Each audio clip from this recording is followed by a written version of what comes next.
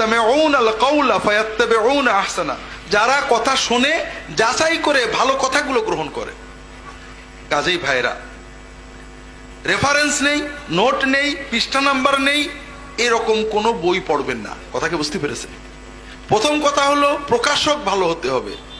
সবকিছুর চেয়ে বেশি চুরি চলছে এখন বইয়ে। খুব ভালো একজন লেখকের নাম, বইয়ের নাম মাশহুর, ভিতরের কথা সম্পূর্ণ বাতিল, বই সেভে বিক্রি হচ্ছে। এই জন্য নির্ভরযোগ্য প্রতিষ্ঠান, প্রকাশক এবং নির্ভরযোগ্য আলেম। 3 নম্বর হলো লেখার ভিতরে রেফারেন্স থাকবে। 4 নম্বর, রেফারেন্স মাঝে মাঝে মিলিয়ে দেখবেন। আপনি বলবেন যে হুজুর এত কষ্ট করে কি পড়া যায়, বলবেন না তো ভাই, এটা আপনার ব্যাপার। আপনি যখন বাজারে যান আলু কিনতে, পেঁয়াজ কিনতে, মাছ কিনতে, ছাগলের গোশত কেনার জন্য, গরুর গোশত কেনার জন্য, 8-10 জন দোকানদার প্রত্যেকে ডাকে, হুজুর আছেন, ভাই আছেন, স্যার আসেন, ডাকে না? আমারটা ভালো, আমারটা ভালো বলে না? আপনি কি আন্দাজে যে কোনো ভালো বললেই নেন, না একটু যাচাই বাছাই করেন?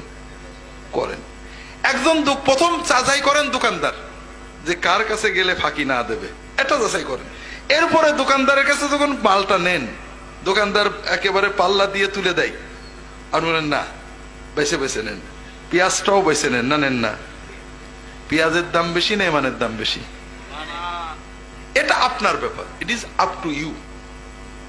আপনার কাছে পেঁয়াজের দাম বেশি, ইমানের দাম কম হয়, আপনি যা ইচ্ছা পড়েন।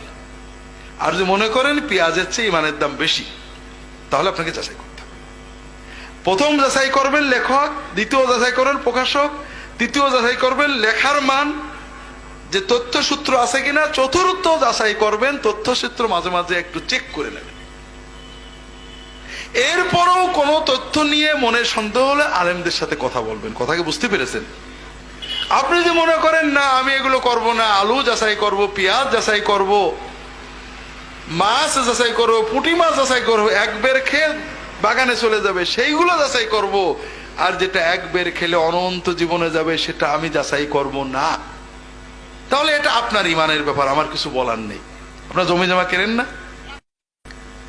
একজন এসে বলল জমিটা আমার, কিনে নেন, দলিল দেখেন, শুধু দলিলে কেনেন, দলিল দেখেন, পর্সা দেখেন, পিঠ দলিল দেখেন, একে বলে, আমি আবার এসব বুঝি না, RS পর্সা দেখেন, কি কি জন্য বলে SS পর্সা দেখেন।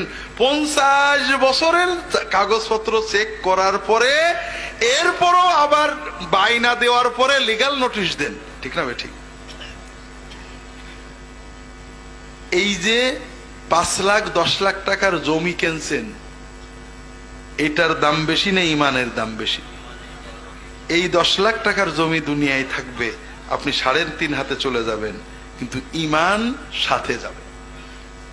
তো ভাইরা, 10 লাখ টাকার, 2 লাখ টাকার, 5 লাখ টাকার জমি কিনতে যদি এত দলিল চেক করতে হয়, ইমান কিনতে চেক করা লাগবে না?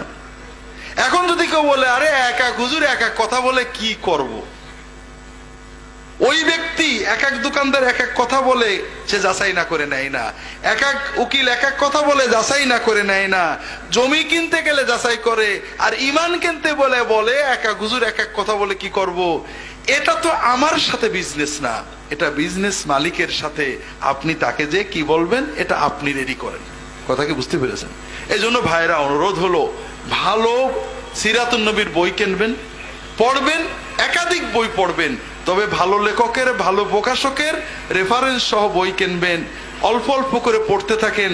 আল্লাহ তাআলা তৌফিক দান করুন, আমিন।